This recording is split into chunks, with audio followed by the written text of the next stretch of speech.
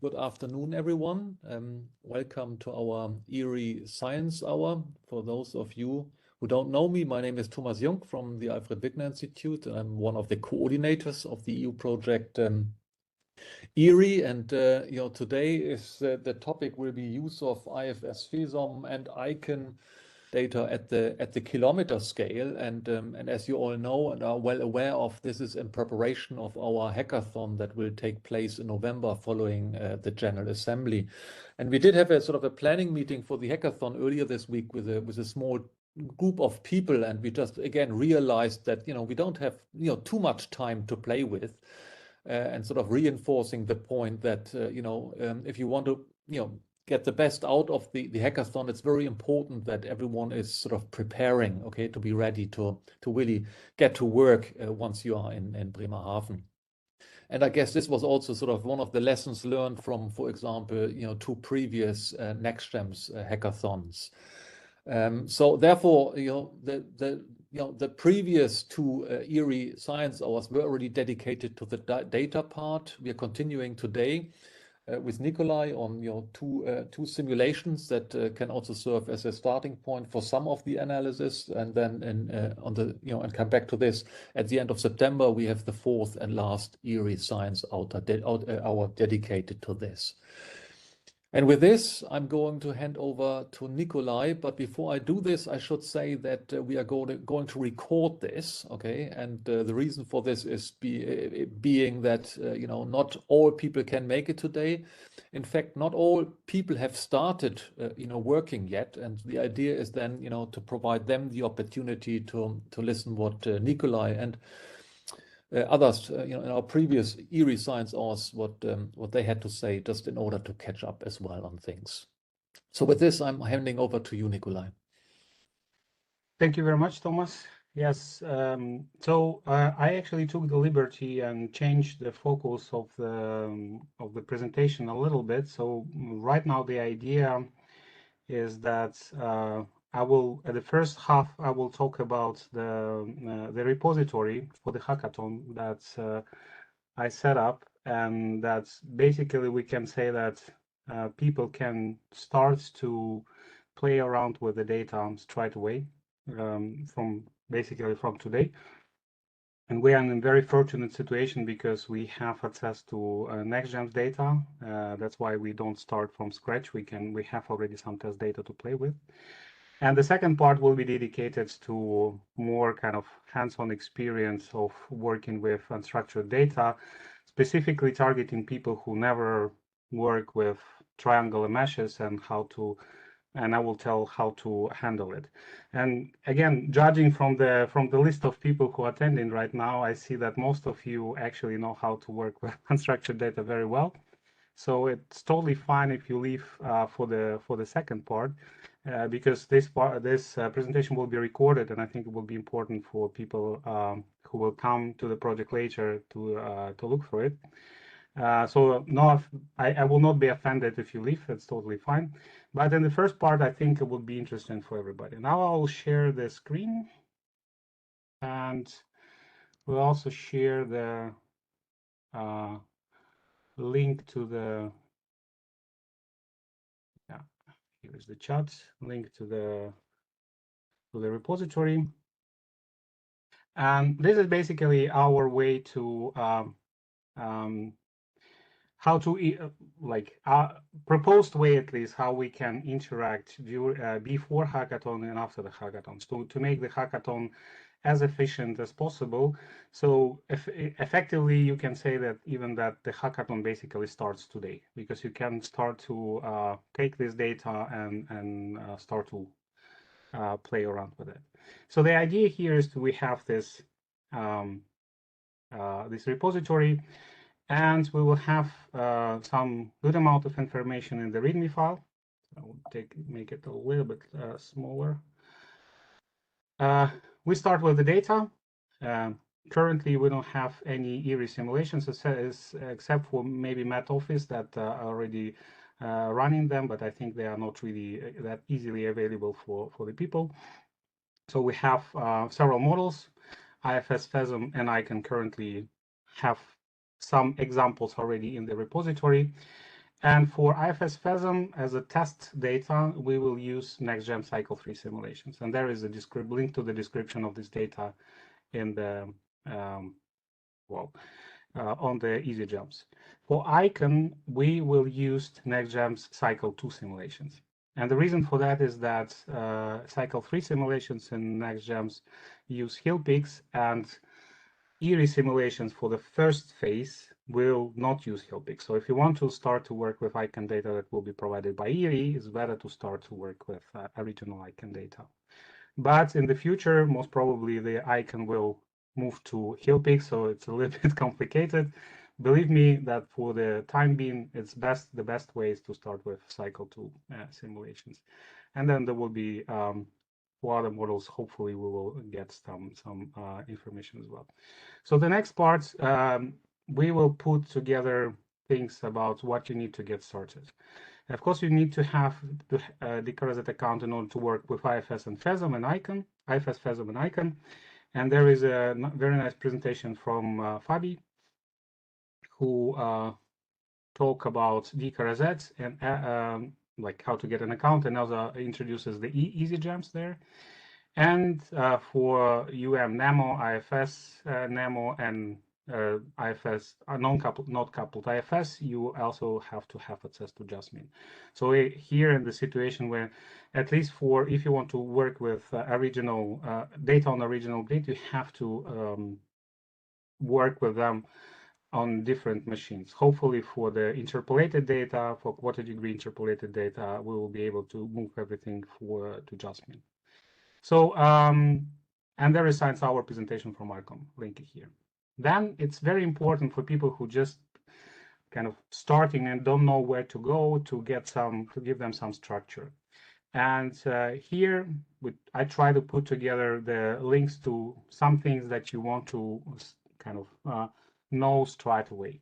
And for unstructured meshes, the Jupyter notebook is actually working, but there will be a notebook for how to do how to work with data interpolated to regular grid, how to do interpolation to regular grid, and for effective parallel aggregation with Dask, because we work with really huge amounts of data, and that's important to know how to handle them properly.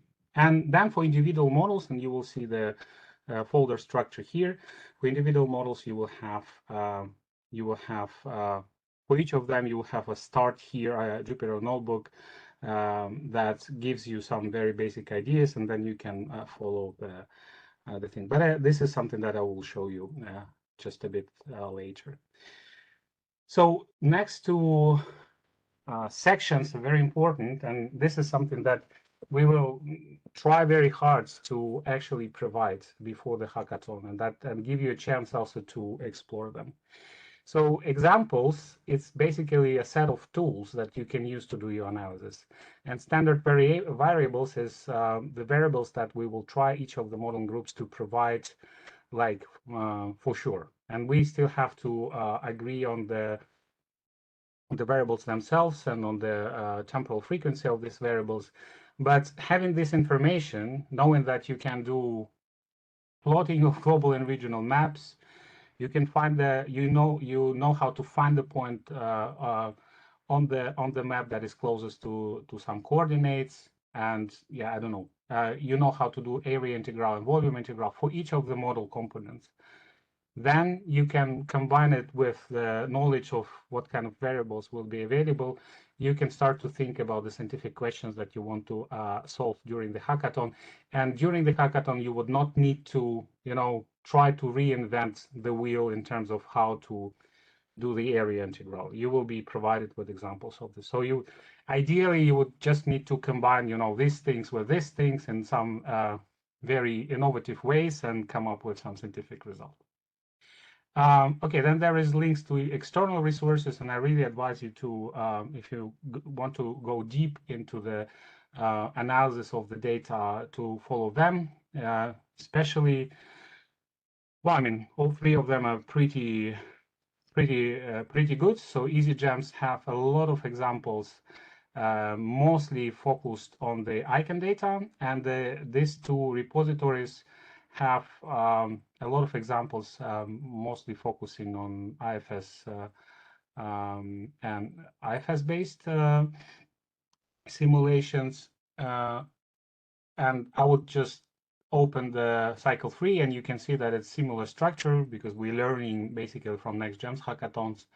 And for each of the models, for FESOM and for IFS, you see, like for FESOM, there are some example notebooks. For IFS, I think it's much more. So people put together different examples of how to do pretty complicated things with the IFS output. But it's very important. I will copy actually a lot of things to EERIE, and we'll double check that these notebooks are actually working on the data that we suggest to use for the EERIE and in terms of hackathon.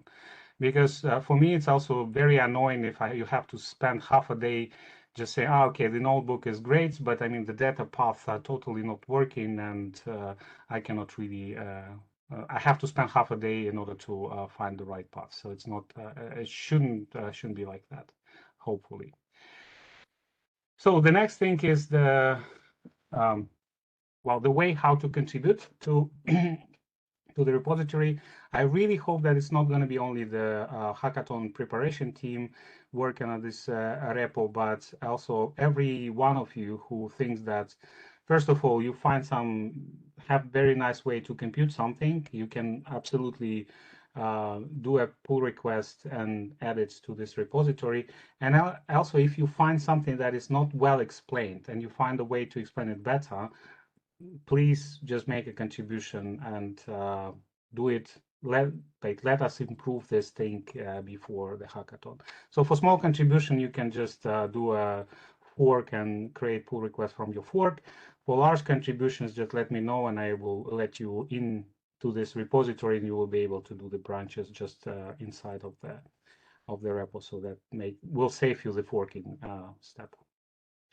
And the last thing is model documentation and useful links. For IFS-FESOM, I know how to fill it in. For the rest of it, I will ask the modeling groups to for some input. But it's nice to know what kind of models you're working with and what you're what you're trying to analyze. Okay, that was the README. So let's go now to see some of the examples. So the example is IFS-FESOM, right? And in IFS-FESOM has two components, at least two main components, FESOM and IFS. Probably wave model will be part of it as well. So let's go to FESOM. And for FESOM, we have like a README file with explanation of what kind of data we recommend to use for EERIE. Right now, it's a NextGEM cycle 3 data. It's hopefully will be updated if we will have the simulations, EERIE simulations by the time of the hackathon. But you can start to use things right now. And then there is this start here Jupyter Notebook. We just go through hopefully through the simple things like important necessary stuff. We open the data. In case of IFS-FESOM, you have to open them through catalogs. I don't really go into very details here. I just kind of give you the steps that will lead you to some figures, and then in different Jupyter notebooks, the idea is that some of the details, for example, these catalogs, will be explained it much more thoroughly. So here we just read the data. We look at the data, what kind of data we're looking at. We read the grid for this data. We interpolate the data to regular grid, and we get the map. The map is a bit ugly, and we have a couple of other steps to make it less ugly, so at least remove the land, right? So very basic steps that you can follow and kind of get from the coding, from some code to some images rather quickly. Another example is the IFS example. It's much more elaborated. It's basically copy-paste from the NextGEM's repository, NextGEM Cycle 3 repository. And here it was put together by Thomas Rakov. So it showed how to work with interpolated data, how to do area averages, how to do half-melt precipitation plot. Probably in the future we'll split it into smaller contributions, so that you can kind of navigate it maybe a little bit easily. Well, that's basically the structure of the repository, and I would stop right now to ask if you have any questions before I go to the kind of more theoretical part of explaining how to work with unstructured meshes. Are there any questions? Okay, looks like everybody's happy. We're already asleep, so I will then continue, and I will continue with explanation of the unstructured meshes, and in particular triangular meshes, for people who never experience work with unstructured meshes. So again, if you feel like this is not something that you are very interested in, I would, yeah, it's totally fine to leave now. For the rest, bear with me. I will go through this Jupyter notebook without executing it. So, and I will not go to very kind of very details of it, but that would be like a video companion to this notebook that is already part of this EERIE Hackathon repository. That's maybe help somebody to actually start to use the unstructured meshes. So first of all, we import some pretty usual things, except for this intake, but I don't really think that we need intake in this repository. And here is the first image is how the unstructured meshes are organized. So unstructured meshes connect the points not in squares, but they connect them like triangle unstructured meshes in particular. They connect them in forms of like as triangles, right? In the form of triangles. And of course, you have to, on your computational mesh, you have to make a decision where you put your variables. And you can put them into the vertices of your triangles. You can put them into the center of your triangle. You actually can put them onto the sides of your triangle. In FESOM, we put the tracer variables and the vertices of triangles, and we put the vector variables and the centers of the triangles. ICON is a little bit different. They put the tracers in the center, and they put the vectors on the sides. But at the end of the day, in the output, the vector variables are still located on the centers. So saying all this is you can think about the triangular meshes simply as the collection of points that have coordinates and have weights or area associated with them, right? So you don't really have to take care about the triangles for most of the cases, for like, I don't know, 80 or 90% of the cases. And for simple data analysis, you don't think about this meshes to be a triangular. It's just a bunch of points that are at some point can be connected to each other, but in principle, they can be treated as individual points that each of them have a volume. And the volume is a little bit tricky in this way, in this case, because for triangles is easy, right? It's just the area of triangle. But for the vertices, you have to construct this, well, I mean, crazy looking shape in order to compute the area associated with this point. But this is something that you actually get as the standard description of the mesh, of the grid.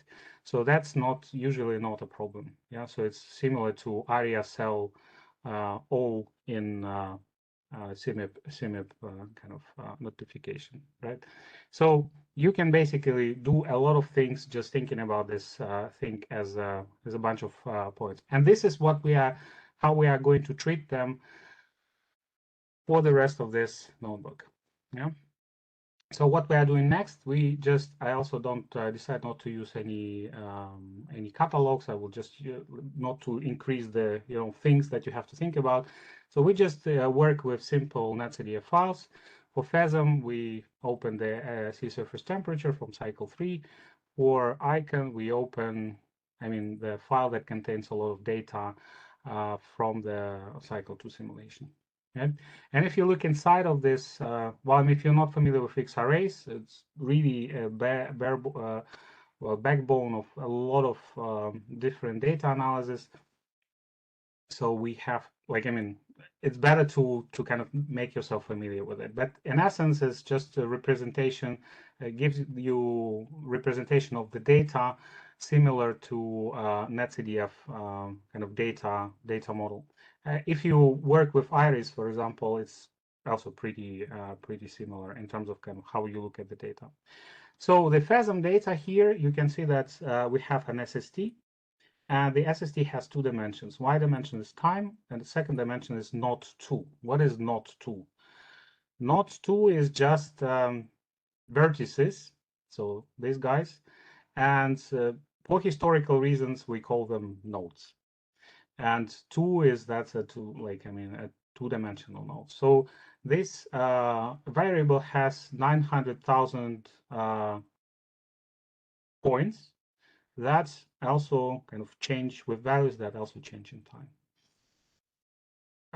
For ICON data, so we have here actually 5 variables, and they have 3 dimensions. They have time, they have depth, and then have n cells.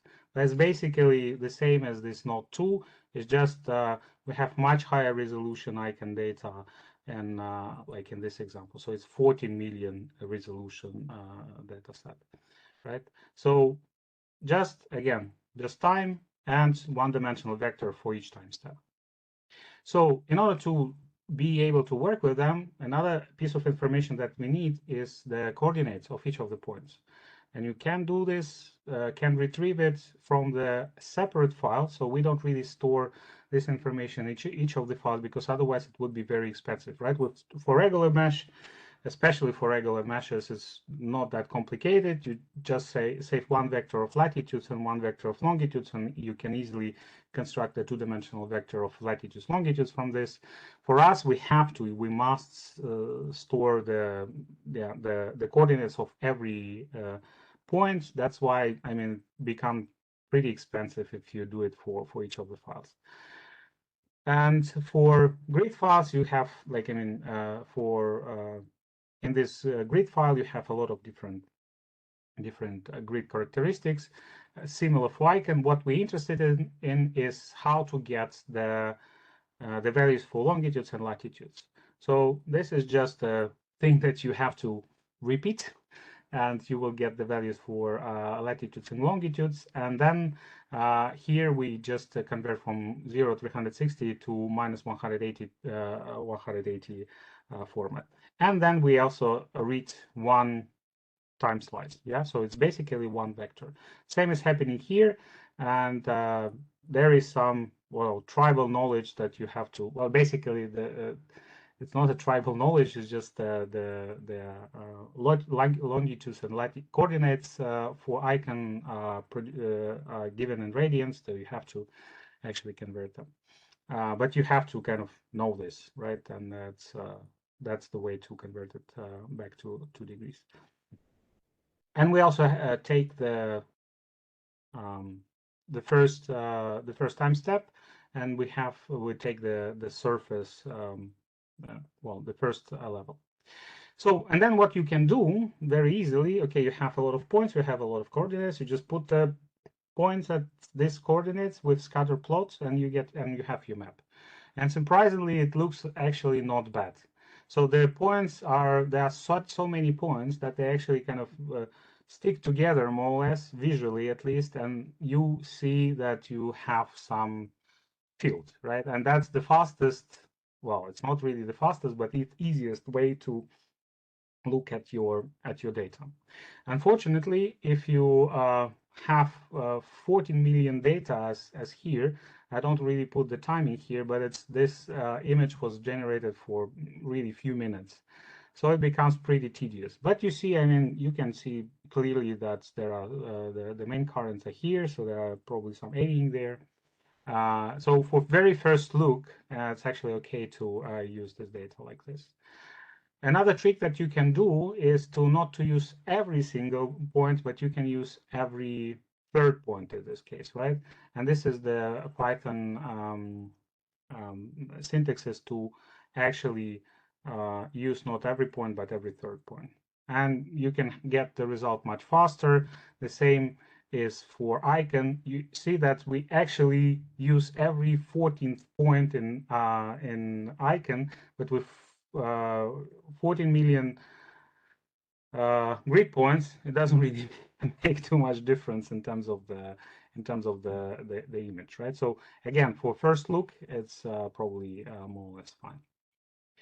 All right, so okay, the global maps is nice. How do we get to the regional ones? Because we work with high resolution, we want to put some regional focus very often, right? So we can define our box like here, then say, okay, great, let's create a mask that have these conditions.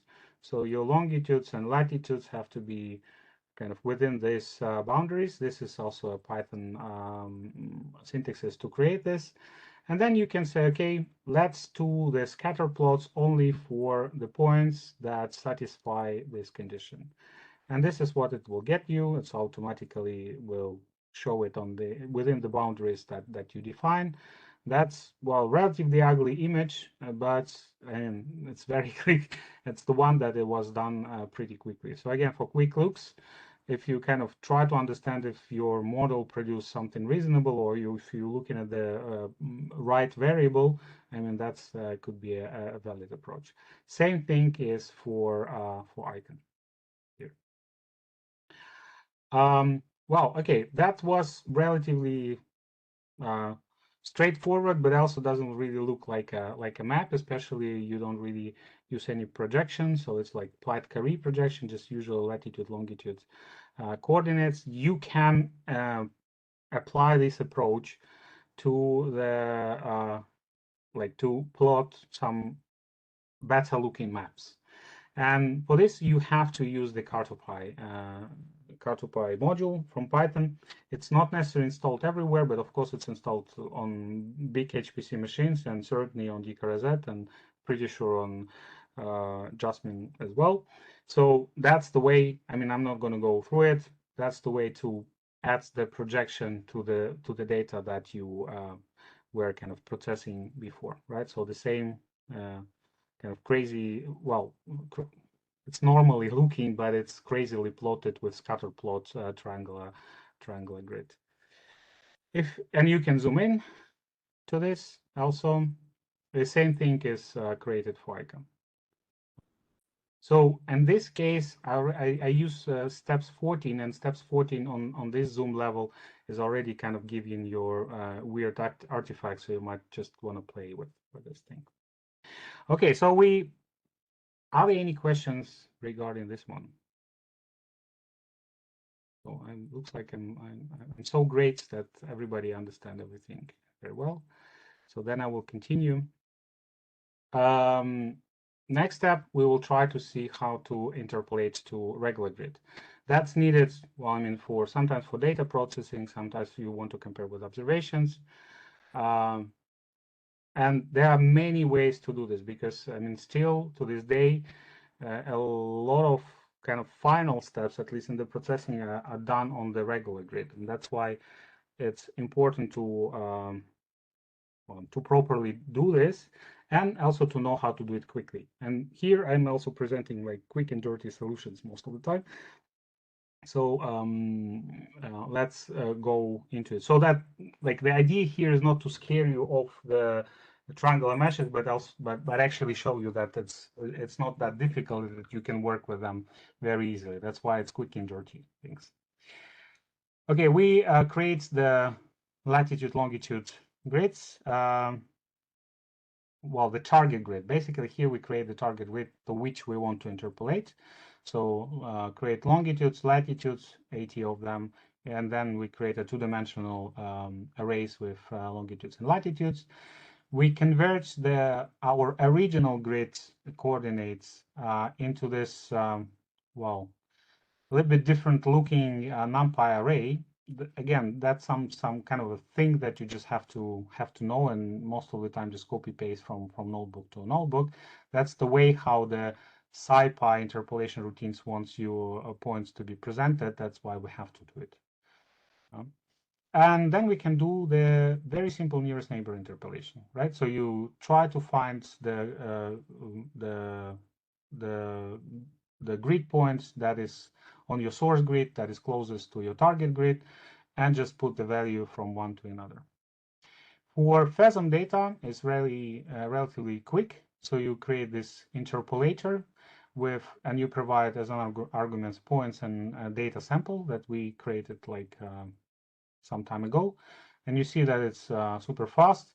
And then you can interpolate. Now using this interpolator is a little bit weird thing, right? So you kind of create a function here, and then you apply this function to your longitude and latitudes. But I mean, that's the way it is. And it's also pretty fast, and this is the result that you get. For ICON, things becomes slow. And again, it's not because it's ICON, it's because it's a huge amount of data. It's 14 times bigger than the FESOM data here. And it already takes 5 seconds to interpolate, to create the interpolator, although the kind of inference phase is pretty quick. Yeah, so that's your ICON data. And there is some, looks like there is some, even some island here in the middle. So this is like these things where they actually where we actually get them from. We get them from here in the very beginning. We interpolate them from SciPy interpolate. Yeah, so they are not like part of the standard Python, of course. Okay. You can use a little bit more advanced interpolations. Like this is a linear interpolation. Takes considerably more to create the interpolator, as also in inference. Or interpolation phase is pretty long. This is what you will get. Same. And now you can. I didn't even decide not even to try it on ICON data because it will take forever. And you can subtract the nearest neighbor from linear, and you see that there will be an error. You can do the same for a bilinear interpolation, and there will be also, if you subtract the linear bilinear from linear, there will be an error. So all interpolations, most of the time or all the time, you lose some information. So the basic recommendation is to do as much as possible operations before you do the interpolation, then you do interpolation, especially for things like when you're computing, when some balances have to be solved. And be aware that if you work with interpolated data, and this is, I think a lot of you will be working with quarter-degree interpolated data, that means that you work with not very precise data. They are very good for a lot of answering a lot of questions, but still you have to be really aware that interpolated data can be pretty far from, especially locally, from the original data. And of course, again, this is not the best way to interpolate data from one to another. There is a CDO libraries that can do this, and there is other Python tools to do this. But I mean, again, I'm just showing here the very simple stuff. Okay, another thing that we have to deal with, especially with ocean data, is that we have boundaries. So for atmospheric people, everything is very nice because their data usually cover the whole globe. They don't have to care about this. For us, we have to care about the continents, the coastlines. And if you do the nearest neighbor interpolation, of course, what kind of value have to be in this point? Well, I mean, that's the closest point to this one, and the closest point, ocean point, to this one is actually somewhere here, right? So that's why we have this strange lines on the continents. How to get rid of it? Well, I mean, first of all, for ICON is a little bit different, right? So if you do the same nearest neighbor interpolation for ICON, don't be surprised. You will see very nicely kind of masked out continents. This is because ICON have one peculiarity. They have one extra kind of empty grid point along the coastline. Not really sure how they deal with like a lot of computations that I can think of can go wrong, but probably this is something that I will learn in the next couple of months, because I hope our ICON colleagues will provide us with a lot of interesting scripts how to deal with that. But it has a very nice consequence that for nearest neighbor interpolation, you just interpolate the zeros to inside of the continents. Is very very nice. Well, one way to deal with this thing, and that's cheating basically, but it's pretty valid, and I do it like from time to time, is okay, we have some ugly stuff, let's cover it. So this is what you can do when you have this kind of problem. Yeah, you just, when you plot the things, you just say, okay, I will kind of cover the things with the lengthy mask that's provided by CartoPi. It's not necessarily fitting your data actually, so that there still might be some problems with that. But I mean, that's a valid approach, and you can do it. Of course, you can do the same thing for the icon. Again, I'm not going to go into the details here because, well, I mean, that's something that you can experiment with by yourself. It's just basically using CartoPi capabilities. So the last thing that I'm going to cover, because I mean, there are some more things in this notebook, but I think that's the last important one, is how to interpolate to some specific mesh that you have from observations. I think is one of the kind of very basic things that you want to do. So here we download the SST monthly mean temperature from NOAA dataset. And yeah, that's actually doesn't have to be here.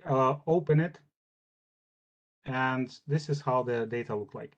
So we have SST, time, latitude, longitude, so two-dimensional arrays. What we can do, we can actually extract longitudes and latitudes from there, right, from the original data. We can change the format of longitudes from 360 to -180 to 180. Then we do the two-dimensional arrays of longitudes and latitudes. And then we do the nearest neighbor interpolation, saying, okay, here is the points, will be actually data. So the mesh coordinates from FESOM. This is data from FESOM, and this is our target grid. And here we go. We interpolated FESOM data again with ugly way, with a lot of values over the continents to our grids. Of course, with ICON will look better, but if you do some kind of analysis here, again, like with all the careful warnings that you shouldn't really do a lot of scientific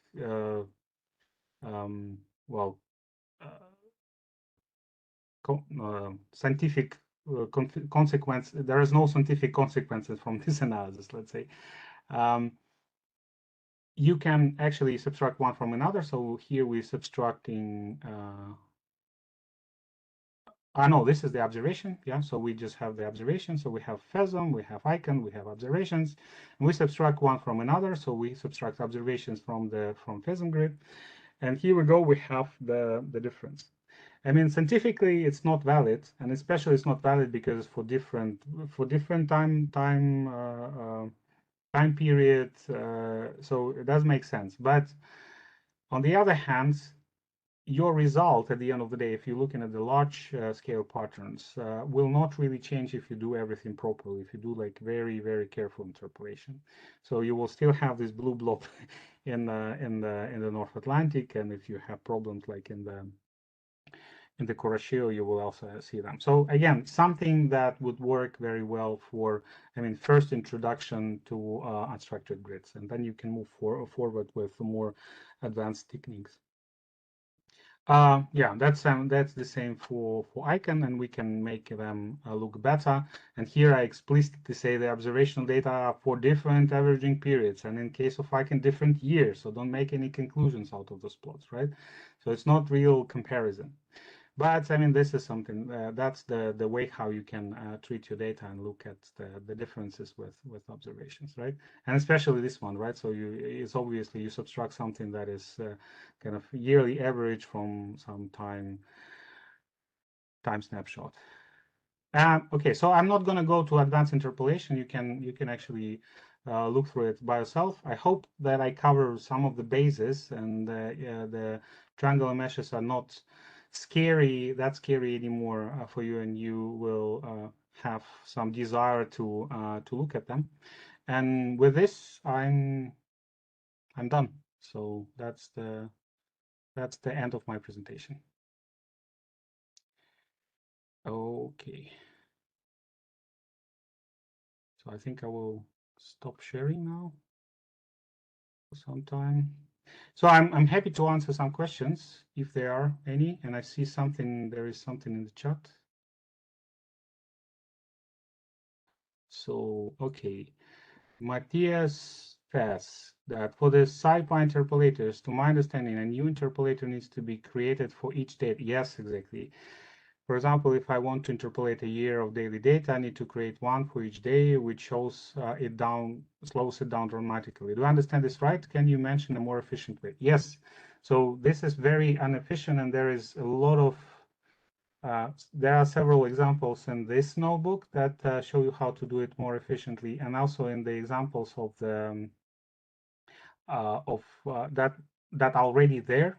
There are a couple of examples how to do it more efficiently, especially for nearest neighbor. For nearest neighbor, you just need to have indices of your of the points in your source grids that corresponds to indices of your target grid, right? So you can compute it once, and then the interpolation, you cannot really beat the nearest neighbor in this case. And there is of course ways to do this, and they are covered in the notebooks that we're going to provide. But there will be a lot more, because interpolation is a big topic. I mean, a lot of people need it.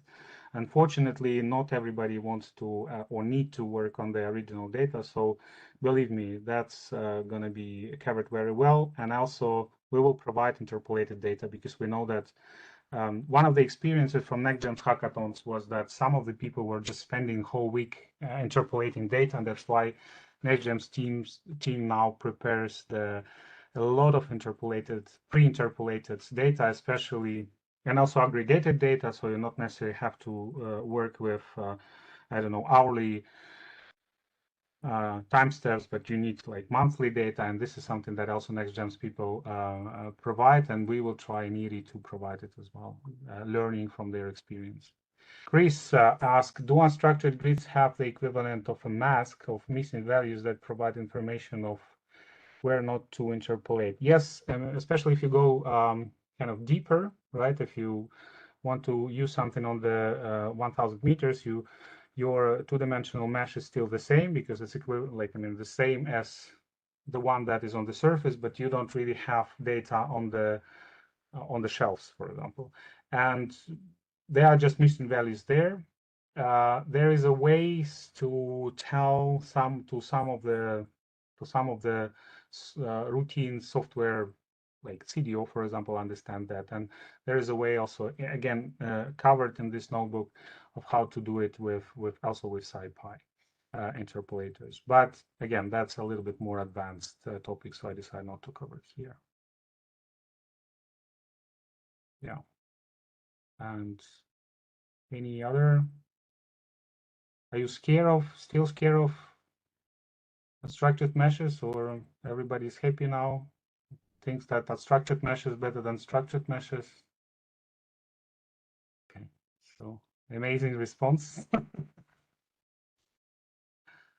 Well, I mean, then I probably give it back to you, Thomas, so that we can do some closing. And okay, yeah, thank you very much, Nikolay. And I have to say, I think this is for many people a great start to the project. Huh? I mean, getting introductions like this, and being able to use notebooks and software that people have developed before, in the context by people from EERIE, but also especially NextGems here as well. So I think that is great, and I guess it also needs to be acknowledged. Okay, I think that's for sure.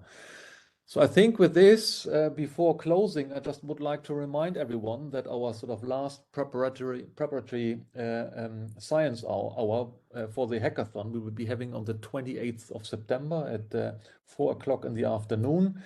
And this will be given by Pablo from BSc, and the topic will be the Earth System Grid Federation portal for screening and downloading some of the data. So that should be very, very useful as well. So thank you very much, everyone, for joining, and have a great remaining afternoon. And thanks again to you, Nikolay, for preparing this and for the nice presentation.